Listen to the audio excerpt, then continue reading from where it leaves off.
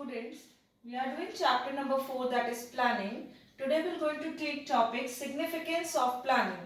It can also be understood as need and importance of planning. First point is provides direction. With the help of planning, we can easily know where we want to go and what we want to do. That is why planning helps in providing us with the direction. Second one, reduces risk and uncertainty. We know planning is futuristic in nature. Planning is just we are deciding in advance what to do in upcoming future. Thus, planning helps to reduce the uncertainty and risk which is coming in the external environment. Third one, planning facilitates decision making. Planning, when we are doing planning, at that time several alternatives comes in our mind. At that time, selecting the one best alternative and going with that is known as planning helps in facilitating decision making. That means among the several alternatives, we are selecting the best one. Coming to the fourth one, reducing overlapping and wasteful activities. Planning also helps in reducing overlapping and wasteful activities. Why? Because with the help of planning, there is a clarity in action, what we have to do and what not. Thus, it reduces overlapping and wasteful activities. Fifth one, planning promotes innovative ideas. As we know, planning is a mental exercise. When we do any sort of planning, it enhances our imagination, creativity, foresightedness, vision. This all promotes innovative ideas for us. Okay.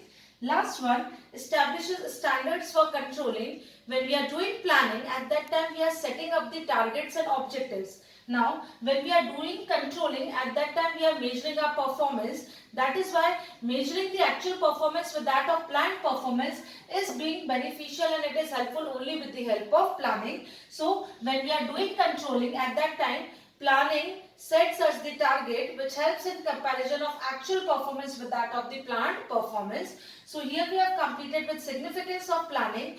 The next topic we are going to take limitations of planning. Now we are going to do limitations of planning, very important topic.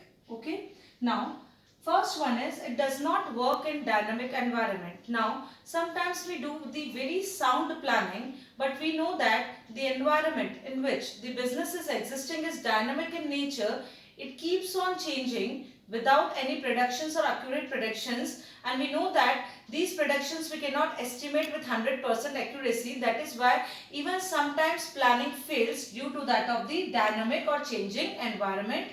Second one, it's a time consuming process. Now whenever you are doing the planning, at that time it requires collection of information, analysis and its interpretation. At that time it is a quite time consuming process. I'll give you one example. Suppose you are planning your studies. At that time, you have to count how many subjects are there, how many chapters are there in each subject, its analysis and study, which chapter is lengthy, which chapter is short, which chapter is easy, which chapter is tough. All this requires time. That is why planning is a time consuming process.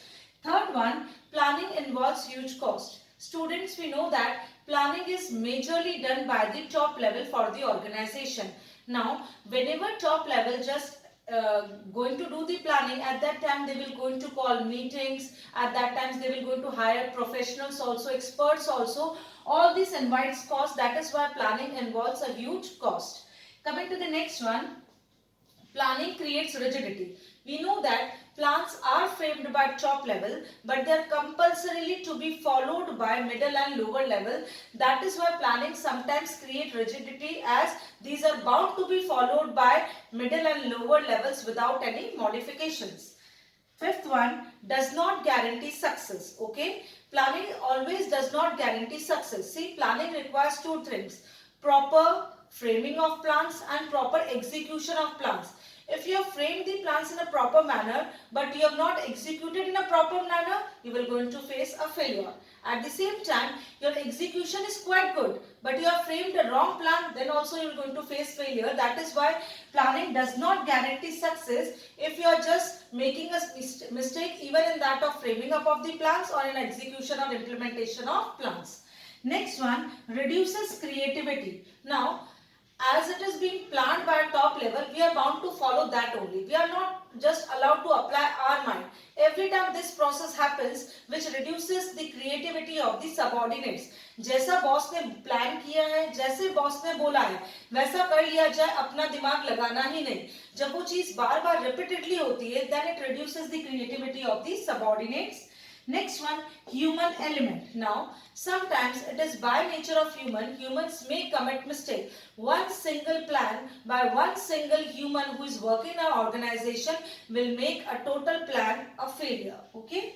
Next one, external limitations. Sometimes we are internally making sound plans for our organization, but what happens in that of external environment of our business which makes our plan a total failure. Example, natural calamities. इस बार मैंने सोचा था मैं बहुत अच्छे से business करूंगा, plans भी बहुत साउंड बनाए थे, लेकिन सुनामी आ गई, बिजनेस फेल हो गया, अपनी प्लानिंग फेल हो गई.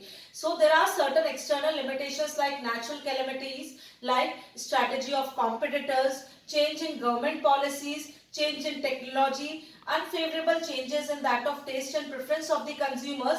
These factors also sometimes leads in that of failure of planning. So we have completed with all the 8 limitations of planning. In the next video we are going to catch with steps of planning. Thank